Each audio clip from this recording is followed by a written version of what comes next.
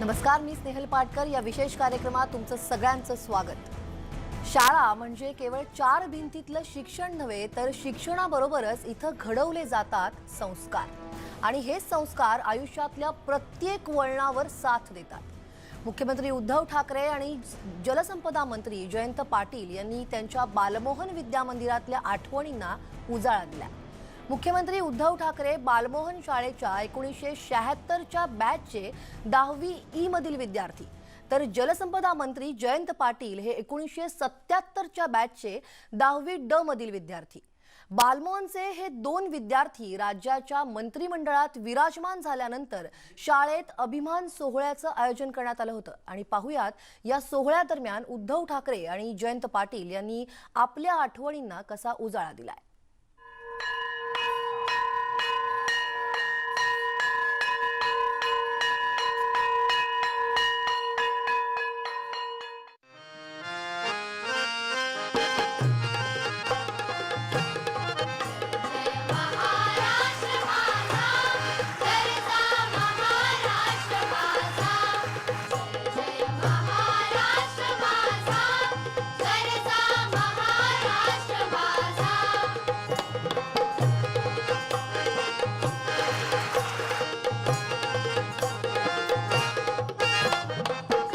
ह्या शाळेमध्येच हा कार्यक्रम करावा असं आमच्या मनात आलं. म्हणजे शाळेच्या मनात तसं आलं. शाळेच्या वास्तूमध्ये त्यांनी यावं आणि आजचे जे विद्यार्थी आहेत त्यांच्यासमोर आपण त्यांच्याशी गप्पा मारून त्यांचा जीवनपट उलगडून दाखवला तर त्यांनाही एक प्रेरणा मिळेल असं वाटलं. म्हणून आज या छोट्या सभागृहामध्ये तुम्हाला बोलावलं. पण ते शाळेचं आहे आणि ते आपलं आहे. की शाळेची वास्तू आज उद्धवजींशी काय बोलू इच्छिते आपण पाहूया. एवी. प्रिय उद्धव, वर्ष कशी उलटून गेली ते कळलं देखील नाही रे. आज तू आपल्या महाराष्ट्राच्या मुख्यमंत्री पदावर विराजमान झालायस.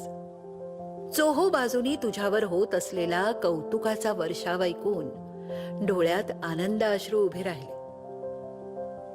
तुला आठवतं का रे, बाळांनो अशी आपल्या दादानी दिलेली हाक? किती लाड केले रे त्यांनी तुम्हा मुलांचे. शिस्त, संस्कारक्षम मन, स्वाभिमान, आत्मविश्वास आणि सगळ्यात महत्वाचं म्हणजे नीतिमूल्यांचं बाळकडू त्यांनी तुम्हा मुलांना दिलं. शाळेत असताना किती शांत समंजस होतास रे तू. सुंदर हस्ताक्षर, चित्रकलेत पारंगत असलेला हा माझा गुणी लेक आज अवघ्या महाराष्ट्राची धुरा आपल्या खांद्यावर समर्थपणे पेलतोय. हे बघून काय वाटतं हे मी शब्दात सांगू शकत नाही. खूप मोठी जबाबदारी आहे तुझ्यावर, माहित आहे मला. आज तुझं यश पाहून मला भरून आलंय. असाच यशवंत हो, कीर्तिवंत हो, दीर्घायुषी हो. माझे आशीर्वाद सदैव तुझ्या पाठीशी आहेत.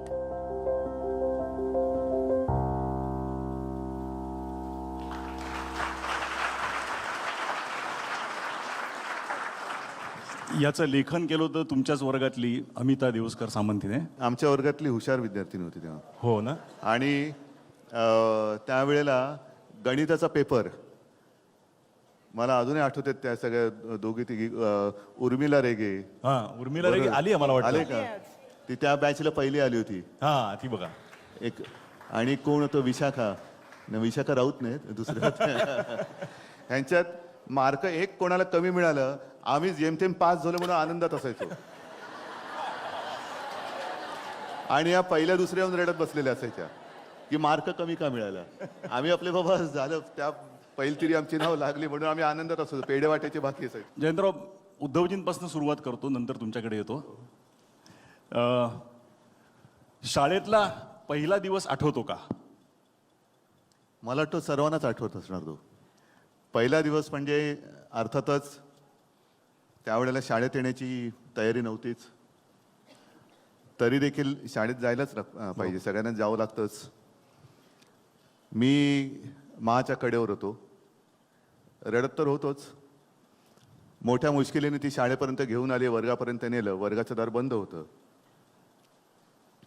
दार उघडलं गेलं आणि मला आठवत नाही तुमच्यापैकी यांनी तर बघितलंच नसणार, आता नाईक सर समोर आहेत, पण जयंतराव तुम्हाला आणि अजित शेणाईबाई माहिती असतील. हो हो आठवतात ना. ज्यांना शेणाईबाई आठवत असतील त्यांना तुमची रिएक्शन पण साधारण कळेल. त्यांना माझ्यासमोर काय प्रसंग होता हे लक्षात आलं असेल. आणि त्यांनी पटकन ओढून घेतला वर्गामध्ये, दार बंद झालं आणि वर्ग चालू झाला. तर संपूर्ण दिवस टेन्शन नाही, रडण्यामध्येच गेला. रडण्यामध्येच गेला. असा हा माझा पहिला दिवस होता. आणि त्याच्यानंतर रडत रडत घरी गेलो आणि घरी गेल्यानंतर साहजिकच तेव्हा साहेबांना सांगितलं, मला ठीक आहे, काय एवढ्यात काही घाई नाही आहे. आणि मग पुढचं वर्ष मात्र सुरळीत पार पडलं. मग शाळेची गोडी 1 वर्ष उशीर झाला शाळेत यायला. 1ली ते 10वीतल्या वर्ग शिक्षकांची नावं आठवतात का किंवा किती आठवतात? बऱ्यापैकी आठवत असावीत किंवा आठवतात. समोर तुमच्या वर्गातली मुलं बसलेली आहेत, त्यामुळे चूक झाली तर ते सांगतील समोरनं. नाही, बहुतेक त्यावेळेला अनेक जणांना कॉपी करायला मीच मदत केली. त्याच्यावेळी मी चुकलं तर ते चुकणार. त्यावेळेला आपण कोणी शिक्षिका असलं तर त्यांना ताई म्हणायचो. बरोबर. तर पहिलं वर्ष मी तुम्हाला सांगितलं माझं कसं गेलं, म्हणजे गेलंच नाही, ते गेलंच गेलं. आणि त्याच्यानंतर पुढच्या वर्षी जेव्हा मी आलो त्यावेळेला अगदी उलट अनुभव आला. आणि तेव्हा माझ्या पहिलीच्या शिक्षिका होत्या त्या वसुंधराताई. Okay, very good. दुसरी आणि आणि 10वीला कोण होतं? 10वीला कोण होतं रे? जाधवबाई. जाधवबाई. ओके, मग आता ते मला मदत करतात. हा मदत करतात. अख्खा महाराष्ट्र तुमच्या बरोबर आहे. हो, काळजी नाही. सगळेच मला मदत करतायत. चित्रकलेत तुम्हाला रस होता लहानपणापासून. शाळेत ह्या बाबतीत संस्कार किंवा मार्गदर्शन कसं झालं? कुणी केलं? शाळेमध्ये आणि, आमचे या राजलक्ष्मी सर निमित्ताने- होते. या निमित्ताने मला विचारायचं आहे की करिअर निवडण्याविषयी आज जी इथे मुलं आहेत त्यांना तुम्ही काय मार्गदर्शन करू शकाल? मला असं वाटतं की आपण स्वतःला खूप मोठे समजतो आणि उगाच आपल्याला असं वाटत असतं की आपण मुलांना मार्गदर्शन करतोय. आजची मुलं हुशार आहेत, त्यांना तसं मार्गदर्शन करण्याची गरज नाही आहे. त्यांना त्यांचा मार्ग कळतोय. उलटं आपलं दर्शन घेतल्यानंतर त्यांना कळतं कोणत्या मार्गाने जायचंय. जसं एक वास्तू यांच्याशी बोलली आपली, तसंच तुमच्याशी सुद्धा बालमोहन शाळा बोलणार आहे. चिरंजीव जयंत, खूप बरं वाटलं इतक्या वर्षांनी तुला परत भेटून. वर्तमानपत्रातून, दूरचित्रवाणीच्या वृत्तवाहिन्यांमधून तुझ्या कार्याच्या, कर्तृत्वाच्या बातम्याही येत असतात कानावर. ऊर भरून येतो अभिमानानं. मी दिलेली नीतिमत्तेची शिदोरी प्राणापलीकडे सांभाळणारं एखादं बाळ दिसलं ना की 80 वर्ष उन्हा पावसात उभं राहून तुम्हाला काही मूल्य, संस्कार देऊ शकले याचं मला समाधान वाटतं. आज तुझ्याकडे शिवरायांच्या या पुण्यभूमीची सर्वात मोठी संपत्ती सांभाळायची जबाबदारी आली आहे. शेकडो तहानलेली गावं, तृषार्त शेतं आणि त्यांच्यावरती आपल्या साऱ्या स्वप्नांची, आशा आकांक्षांची भिस्त ठेवून बसलेले शेतकरी आणि त्यांची कुटुंब, या साऱ्यांच्या उन्नतीचा मार्ग या जलसंपदेतच सामावलेला आहे. माझे पांग तर तू फेडलेसच, पण आपल्या काळ्या आईचे पांग तू फेडशील आणि तिला लाख मोलाच्या हिरव्यागार पैठणी पुन्हा दिमाखानं उभं करशील असा मला विश्वास आहे. या कार्यासाठी माझे आशीर्वाद सदैव तुझ्या पाठीशी असतील. शुभास्ते पंथानः सन्तु.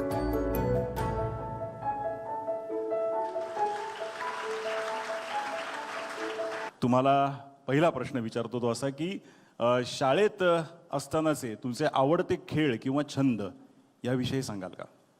कुठले खेळ आवडायचे किंवा काय? मधली सुट्टी झाली 20 मिनिटाची तर शिवाजी पार्कला जाऊन क्रिकेट खेळणं. बरं. 20 मिनिटात 12-13 मिनिटाचा खेळ व्हायचा, पण त्यात जी मजा होती ती परत कधी आली नाही. त्यामुळे क्रिकेट हा सगळ्यात आवडता. मग लंगडी खालच्या पटांगणात पटांगणात लंगडी खेळायचो. मला वाटतं बरेच खेळ आहेत, पण विशेषतः हे दोन. आणि छंद आवडते कुठले होते, म्हणजे चित्रकला किंवा? मला असं स्वतःलाच असं वाटायचं की मी फार चांगलं चित्र काढतो. म्हणून यांच्यासारखं एवढं मला म्हणजे यांच्यापेक्षा फारच 100 पट कमी, पण मला असं वाटायचं की माझं चित्र चांगलं आहे म्हणून चित्रकला ही मला कला येते असं मला त्यावेळी वाटायचं. आता लक्षात आलं माझ्या, पण त्यावेळी वाटायचं. पण वाचन हा छंद हा सुरुवातीपासून होता. वा. श्रीमान योगी 4थीत वाचलं होतं मी. त्यामुळं वाचन हा जास्त चांगला छंद होता माझा त्यावेळी. पुढचा प्रश्न पण दोघांना आहे की शाळेत घडलेला एखादा अविस्मरणीय प्रसंग आमच्यासाठी शेअर करू शकाल का तुमच्या आयुष्यातला? मला वाटतं की 7वीत किंवा 5वीत होतो मी. इनामदार सर शिकवत होते. मी, उज्ज्वल, मिलिंद, एक आम्ही 5-7 जण 3 पहिल्या पहिल्या, दुसऱ्या आणि तिसऱ्या बेंचवर आम्ही दोघं बसलेलो, तिघं. आणि अचानक असं खिडकीच्या बाहेर काहीतरी होतंय असं वाटल्यावर आम्हाला वाटलं की आपण खिडकीच्या जवळ जायला पाहिजे. पण आम्ही क्षणार्धात 9 जणांनी बेंच डावीकडे सरकवली. मध्ये गॅप मोठी पडली आणि त्यामुळे आता जसे सगळे हसले तसे सगळे हसले वर्गातले. त्यावेळी सर वळून बघायला लागले. त्यांनाही लक्षात नाही आलं की काय झालं. आणि नंतर त्यांच्या लक्षात आलं की ह्या 9 मुलांनी बेंचेस खिडकीला पूर्ण चिटकवलेले आहेत. आणि त्यांच्या लक्षात आलं ह्यांनी काय पराक्रम केलेला आहे. त्यांनी अतिशय चांगला प्रसाद आम्हाला दिला. मला असं कळलंय की एक प्रयोगशाळेत काहीतरी एक घटना घडली होती, ती आठवते का? प्रयोगशाळेच्या तुमच्याच मित्रांनी मला सांगितले. प्रयोगशाळेपेक्षा मगाशी जयंतरावांनी जो उल्लेख केला की मधली सुट्टी, ओके, मला वाटतं 2:20 ते 3 अशी ती असायची. बरोबर. 2:20 म्हणजे आज शाळा 2:20ला सुटेल या बोर्डची आपण वाट बघायचो. नक्कीच. आणि पाऊस पडला, जोरात पाऊस पडलाय की 2:20ला शाळा सुटेल. 2:20. मगाशी जयंतराव तुम्ही जे सांगत होतात की मधली सुट्टी जिची सगळेजण वाट बघत असायचे, घंटा वाजल्यानंतर आम्ही सुसाट धावत सुटायचो ते रवी वसईकरचा वडापाव खायला. हातामध्ये तेव्हाच्या त्या बॅग्स असायच्या. मला आठवत नाही, म्हणजे आता कळत नाही की हे कसं काय सगळं टाइम मॅनेजमेंट. धावत जायचो, वडापाव घ्यायचो आणि आमची टेस्ट मॅच सुरू व्हायची. आणि त्या 2 स्कूल बॅग्स एकमेकांवरती लावायच्या म्हणजे लावायचे system, आणि system. कोणतरी बॅट घेऊन यायचं, कोणतरी बॉल घेऊन यायचं आणि मग आमची टेस्ट मॅच सुरू व्हायची. आता किती मिनिटं खेळायला मिळायचं. त्याच्यामुळे तेव्हा आता 5 दिवसाची मॅच तर गेली, आमची मॅच महिना चालायची. कारण व्हायला पाहिजे ना. किंवा तुम्ही रोज 20-20 खेळायचा असं म्हणता येईल आपल्याला. नाही, म्हणजे आजची मॅच उद्या चालूच. उद्या चालू पुढे. तो पूर्ण त्या टीमचा ऑल आउट होईपर्यंत ते चालू राहणार, बॅटिंग सगळं. आणि असं एक दिवस झालं की आमचं वेळेचं भान जरा चुकलं, रंगलो आम्ही. शाळेत आल्यानंतर कामतबाई उंच अशा होत्या. कामतबाई, हो. त्या वाट बघत होत्या आणि आमच्या विश्वचषक टीमला त्यांनी मग लाईनीत उभं केलं. शाळेत वेळेवर पोहोचणं जमायचं का तुम्हाला विचारतं, का उशीर वगैरे व्हायचा? ते आज पण उशीर आलेत.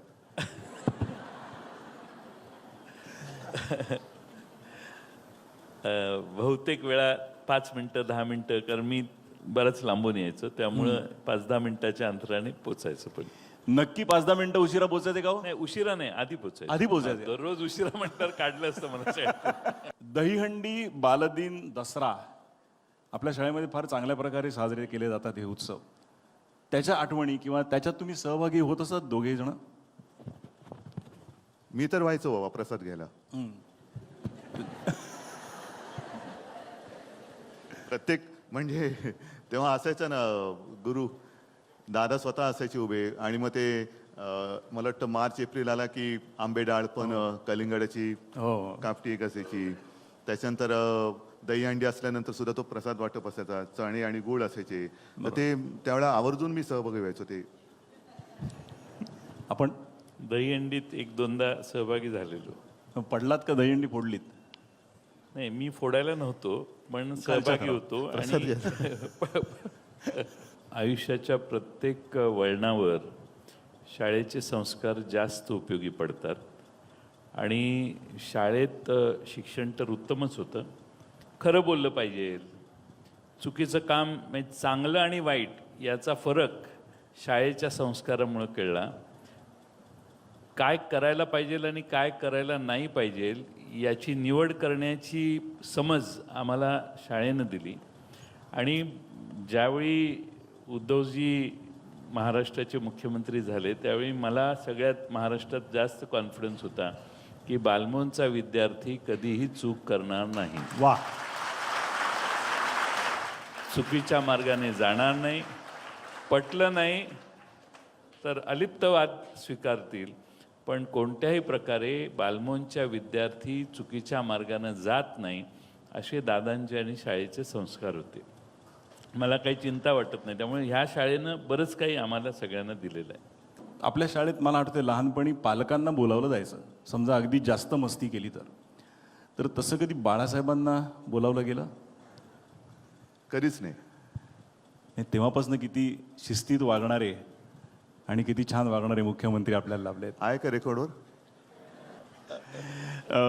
शाळेत कधी वक्तृत्व स्पर्धेत वगैरे भाग घेतला होता का? म्हणजे आत्ता भाषण करायची मग ही कला, हे कौशल्य कसं काय निर्माण झालं? नाही, मुळामध्ये भाषण करायचं कौशल्य माझ्यात आहे हे तुम्ही बोलताय हेच खूप झालं. नाही, डेफिनेटली आहे ना, कारण राजकारण म्हणजे कम्युनिकेशन. नाही नाही, त्यावेळेला कधीच या फंदातही पडलो नव्हतो, शाळेत नाही आणि कॉलेजमध्ये पण नाही. उद्धवजी, फोटोग्राफी, गड किल्ले याबद्दल तुमची आत्मीयता सगळ्यांना माहिती आहे. तर ती आत्मीयता आणि आत्ताची जबाबदारी ह्याची सांगड कशी घालाल? एका गोष्टीचा आपण विचार जरूर केला पाहिजे की जेव्हा आपण सातत्याने गड किल्ले गड किल्ले गड किल्ले बोलत असतो, त्याचं संवर्धन केलं पाहिजे हे बोलत असतो, म्हणजे नेमकं काय करायला पाहिजे. त्यावेळेला अत्यंत प्रतिकूल परिस्थितीमध्ये जर छत्रपती शिवाजी महाराजांनी हे गडकिल्ले उभारले असतील, उभारले म्हणजे डोंगरावरती त्यांनी ते हेरून बरोबर त्याच्यावरती त्याचा उपयोग करून घेतला असेल, निसर्गाचा उपयोग त्यांनी करून घेतला असेल, तर निसर्गाचे देण आहे. तेव्हा त्यांनी त्याचा उपयोग दाखवला आणि त्या गडकिल्ल्यांच्या जोरावरती त्यांनी आपलं स्वराज्य स्थापन केलं. जे आक्रमक येत होते त्यांना पराभूत केलं. आणि असं हे आपलं वैभव, मगाशी जसं तुम्ही आमच्या दोघांसमोर शाळेतल्या वास्तूचं मनोगत ऐकवलं, तसं या गडकिल्ल्यांचं मनोगत जर का आपण ऐकण्याचा प्रयत्न केला तर मला असं वाटतं दुसरा काही विचार करण्याची आवश्यकता नाही. कारण त्यांनी छत्रपती शिवाजी महाराज आपण केवळ चित्रात किंवा वाचतो किंवा चित्रात पाहतो, पण त्यांनी प्रत्यक्ष त्यांना पाहिले, अनुभवले, त्यांना ऐकले. असे ते त्यावेळेचे शिवरायाचे सोबती सवंगडी. बरोबर. जर त्यांना आपण जपू शकलो नाही तर मग त्याचा उपयोग काय? आणि हे वैभव जे आपलं आहे, हे वैभव आपण जगासमोर त्याच दिमाखाने पुन्हा दाखवू शकलो नाही तर मग आपल्याला, मला असं वाटतं, अधिकार नाही छत्रपती शिवाजी महाराजांचं नाव घेण्याचं. अगदी खरं आहे. एक रॅपिड फायर ॲक्शन असतं ना, त्याप्रमाणे एक काही प्रश्न तुम्हाला विचारतो. पहिल्यांदा उद्धवजींना विचारतो, संजूचा वडा की वसईकरचा भजीपाव? सध्या युती आणि आघाडीचं राज्य आहे. युती काय याच्यामध्ये, आघाडी इकडे. पोळीचा लाडू का चावम्याव? शाळेत तेव्हा मिळायचं चावम्याव. सगळ्याला उत्तर तेच आहे. बरं, डब्यामध्ये लाडू आणि इकडे आल्यानंतर चाऊमिन. बालमोहन की जे जे? दोन वेगळे आयुष्य आहेत आणि दोन्हीही माझ्यासाठी खूप आनंददायी आहेत. पु ल देशपांडे की आचार्य अत्रे? पुन्हा तेच सांगेन, दोन्ही दिग्गज. आणि हे आपल्या जसं गडकिल्ले आहेत तसं हे आपल्या मराठी मातीचं एक लेणं आणि देणं आहे. वर्षा की मातोश्री? निश्चित मातोश्री. इस्लामपूर की मुंबई? दोन्ही ठिकाणी आहेत. हे सगळे जर दोघे जणांना बरोबर उत्तराशी जपून देतात ना, दोन्ही दोन्ही दोन्ही. दोघे बालमुंचे आहेत. तुम्ही महाराष्ट्र राज्याच्या सर्वोच्च स्थानी आज विराजमान झालेले आहात. आज मा जर असत्या तर तुम्ही त्यांच्याशी आज काय बोलला असतात? 2 वाक्य तुमच्याकडून हवी आहेत. मला नाही वाटत काय बोलायची आवश्यकता लागली असती. कारण आई आणि मुलाचं नातं, आई आणि वडिलांचं नातं हे काही वेळेला शब्दांच्या पलीकडचं असतं आणि तसंच ते असलं पाहिजे. प्रत्येक पावली प्रत्येक क्षणी मा आणि साहेबांची आठवण येतेच, नक्कीच येते. थँक्यू. नाही, फक्त एकच मी माझ्या मित्रांना धन्यवाद देतो, कारण आता आपली मैत्री किती वर्षाची, कारण अनेक जण हो, मित्र म्हणतात पण ते मैत्री टिकत नाही. टिकत नाही. पण आपण आपली मैत्री टिकवलेली आहे आणि ही मैत्री अशीच आपण कायम ठेवूया. ठीक आहे, आज मुख्यमंत्री मी असलो तरी तुम्ही माझा मित्र म्हणून एक मी उल्लेख आणि सन्मान हा शब्द जरासा अवघडल्यासारखं होतो, पण आपली मैत्री ही अशीच कायम राहू द्या, एवढीच मी माझी एक